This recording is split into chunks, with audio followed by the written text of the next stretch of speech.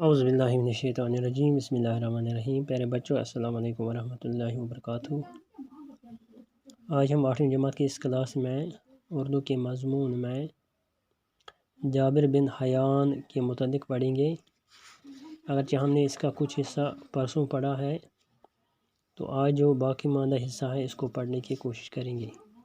بچوں سے گزارش ہے کہ آپ اپنی کتابیں کھولیں اور صفحہ نمبر 49 کو دیکھیے، جہاں پر آج کا سبق موجود ہے۔ تو جابر، یہاں سے ہمیں آج پڑھنا ہے۔ چنانچہ اس مقصد سے اس نے مدرسے میں داخلہ لیا۔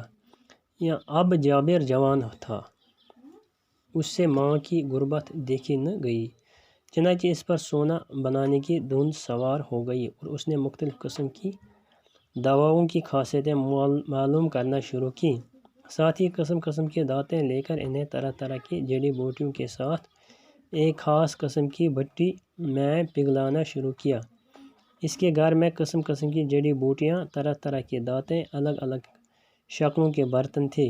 وہ ہر وقت کیمیا گری کے نت نئے تجربے کرتا رہا۔ کیمیا گری کے ان تجربوں کے دوران اس نے بہت سی چیزیں ایجاد کی جن سے لوگوں کو کافی فائدہ ہوا۔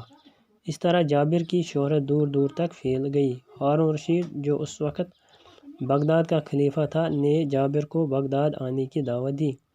جابر بغداد گیا تو اس کی بڑی قدر ہوئی۔ خلیفہ نے اسے انعام و اکرام سے نوازا۔ جابر سے پہلے دنیا علم کیمیا کیمسٹری میں تجربات کی اہمیت سے ناواقف تھی۔ اس نے کیمیائی تجربات کیے، ان تجربات کے اصول اور قاعدے مرتب کیے۔ یہ اصول و قواعد اب بھی استعمال ہوتے ہیں۔ یہ جابر ہی تھا جس نے سب سے پہلے ہمیں بتایا کہ ٹھوس چیزوں کو بخارات میں کیسے تبدیل کیا جا سکتا ہے۔ اس نے ٹھوس چیزوں سے ہلکی لطیف چیزیں حاصل کر کے انہیں دواؤں میں ملایا۔ اسی طرح اس نے دواؤں کو محفوظ رکھنے کا طریقہ بھی ایجاد کیا۔ یہ وہی طریقہ ہے جسے ہم آج کل سبلیمیشن کے نام سے جانتے ہیں۔ جابر یہی نہیں رکا، اس نے آکسیڈیشن کا طریقہ بھی ایجاد کیا۔ لوہے پر تجربات کیے اور ہمیں بتایا کہ لوہے کو کس طرح صاف کر کے فولاد میں تبدیل کیا جا سکتا ہے۔ جابر نے ہمیں دکھایا کہ لوہے کو کیسے زنگ سے بچایا جا سکتا۔ اس نے چمڑا رنگنے کا طریقہ دریافت کرنے کے ساتھ ساتھ بالوں کو کالا کرنے کا نسخہ بھی تیار کیا۔ عرق کشید کرنے کا آلہ بھی اسی ذہین کیمیا گر کی ایجاد ہے۔ یہ وہی آلہ ہے جسے ہم ریٹارڈ کے نام سے جانتے ہیں۔ تو پرسوں ہم نے پڑھا ہے کہ جو جابر ہے، اس کا جو باپ تھا جس کا نام حیان تھا، وہ ایک کوفے کا رہنے والا تھا۔ کوفہ عراق میں ایک شہر ہے، اور وہ عطار تھا۔ تو اس کی گزر بسر مشکل سے ہوتی تھی۔ جب اس کا انتقال ہوا تو پھر سارا بوجھ جابر کا ان کی ماں پہ پڑا۔ تو پھر اس نے ایک مدرسے میں داخلہ لیا، پھر آہستہ آہستہ اس نے تعلیم پڑھنی شروع کی۔ تو اب جب وہ جوان ہوئے تو ان کی جو ماں تھی وہ اس غربت کو دیکھ نہ پاتی۔ تو اس طریقے سے جابر نے سونا بنانے کی دھند کا کام شروع کیا۔ یعنی جابر کو سونا بنانے کی دھند سوار ہوئی۔ تو آہستہ آہستہ جابر نے، یعنی اس کو یہ شوق پیدا ہوا۔ آہستہ آہستہ اس نے مختلف قسم کی جو دوائیں تھیں، ان کی خاصیتیں، ان کی اصلیتیں معلوم کرنے کی کوشش کی۔ ساتھ ساتھ اس نے جو دانتیں ہوتی ہیں جن سے جڑی بوٹیوں کے ساتھ ایک خاص قسم کی جو بٹھی ہوتی ہے یا بٹھا ہوتا ہے اس میں پگھلایا جاتا ہے، تو یہ کام بھی اس نے شروع کیا ہے۔ تو اس نے جو یہ جڑی بوٹیاں یا دانتیں، ان کو انہوں نے الگ الگ شکلوں کے برتنوں میں رکھ دیا، یعنی انہوں نے جو یہ جڑی بوٹیاں تھیں یا جو یہ دانتیں تھیں، ان کے پاس جتنے بھی برتن تھے ان کو انہوں نے الگ الگ برتنوں میں رکھا ہے، کیونکہ وہ ہر وقت اسی شوق میں رہتے تھے، اسی کوشش میں رہتے تھے، کیونکہ وہ کیمیا گری کے جتنے بھی نئے نئے تجربات ہوتے ہیں ان کو کرنے کی کوشش کرتا تھا وہ، یعنی نئے نئے تجربات وہ کرتا تھا۔ تو ان تجربات کے کرنے سے انہوں نے بہت ساری چیزیں بھی ایجاد کی، اس نے بہت ساری چیزیں بھی ایجاد کی جن سے لوگوں کو کافی فائدہ بھی ہوا، یعنی ان کے جو تجربات، جو ایجادات انہوں نے کی ہیں، تو ان سے ان کے کاموں سے لوگوں کو بہت زیادہ فائدہ بھی ہوا۔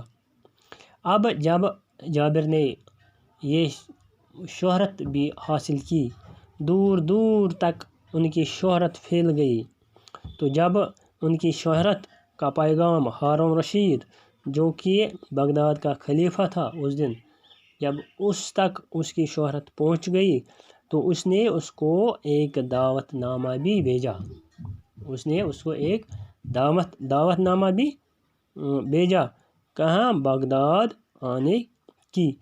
جب وہ بغداد، پھر وہاں ان کی دعوت نامہ کو انہوں نے قبول کیا اور وہ بغداد پہنچ گئے، تو ان کی وہاں بہت زیادہ قدر بھی ہوئی، بہت زیادہ، اور ساتھ ساتھ ہارون رشید نے اس کو اپنے ان کارناموں پر بہت سارے انعامات بھی دیے، یعنی انعامات سے ان کو نوازا۔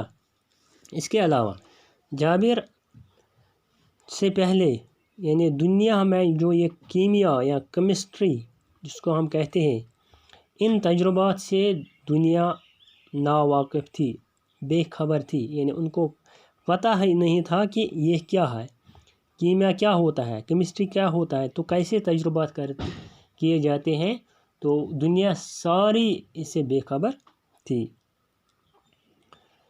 تو اس نے یہ کیمیائی جب تجربات کیے تو ساتھ ساتھ انہوں نے ان تجربات کے اصول اور قاعدے بھی مرتب کیے، مرتب یعنی انہوں نے ترتیب دیے، تیار کیے کہ کس طرح سے تجربات کے اصول ہوتے ہیں تو کس طرح سے کرتے ہیں۔ تو انہوں نے یہ اصول اور قواعد بھی استعمال کیے، تو انہیں کو مد نظر رکھتے ہوئے جو یہ جابر تھا تو وہ ان اصولوں اور قواعد پر عمل پیرا ہوا کرتا تھا۔ جابر ہی وہ شخصیت ہے جس نے ہمیں بتایا کہ ٹھوس جو چیزیں ہوتی ہیں، جو جگہ گھیرتی ہے، ان کو کیسے بخارات میں تبدیل کیا جا سکتا ہے، یعنی جو ٹھوس چیزیں ہوتی ہیں ان کو بخارات میں کیسے تبدیل کیا جا سکتا ہے۔ اس نے ٹھوس چیزوں سے ہلکی لطیف چیزیں حاصل کر کے انہیں دواؤں میں ملایا، یعنی انہوں نے وہ چیزیں دواؤں میں بھی ملائے، تو اس طرح دواؤں کو یعنی محفوظ رکھنے کا طریقہ بھی انہوں نے ایجاد کیا، یعنی جو دوائیں ان کے پاس موجود ہوتی ہیں تو جب وہ ان کو محفوظ کیا کرتا تھا، لیکن بہت ساری دوائیں ناتجربی سے ضائع بھی ہوئے، لیکن آخرکار انہوں نے وہ طریقہ کار اپنایا جس سے یہ ساری دوائیں محفوظ رہی۔ یہ وہی طریقہ ہے جس سے آج کے زمانے میں اس کو ہم سبلیمیشن کہتے ہیں۔ کیا کہتے ہیں؟ اس کو ہم سبلیمیشن کہتے ہیں، یعنی جس دوا کو ہم محفوظ کسی چیز میں محفوظ کرتے ہیں تو اس کو ہم سبلیمیشن کہتے ہیں۔ جابر یہی نہیں رکے، یعنی انہوں نے اپنا سفر آگے بھی بڑھایا اور اس کے ساتھ آکسیڈیشن کا طریقہ بھی ایجاد کیا۔ کیا؟ اس نے آکسیڈیشن کا بھی طریقہ ایجاد کیا، یعنی لوہے پر تجربات کیے، لوہے پر انہوں نے تجربات کیے اور ہمیں بتایا کہ لوہے کو کس طرح صاف کر کے فولاد میں تبدیل کیا جا سکتا ہے، یعنی لوہا جب زنگ آلود ہوتا ہے تو اس کو کیسے صاف کیا جاتا ہے، تو اس کو پھر فولاد میں کیسے تبدیل کیا جا سکتا ہے۔ یہ طریقہ، یہ تجربہ بھی انہوں نے وہاں ایجاد کیا ہے۔ اس طریقے سے بہت سارے تجربات انہوں نے کیے ہیں جن سے لوگوں کو بہت زیادہ فائدہ ہوا، اور آج بھی دنیا ان کے تجربات سے فائدہ اٹھاتے ہیں۔ انشاءاللہ آگے بھی ہم اس کے متعلق پڑھیں گے۔ فی الحال آج کا سبق ہم یہیں پہ اختتام کرتے ہیں۔ باقی مسئلہ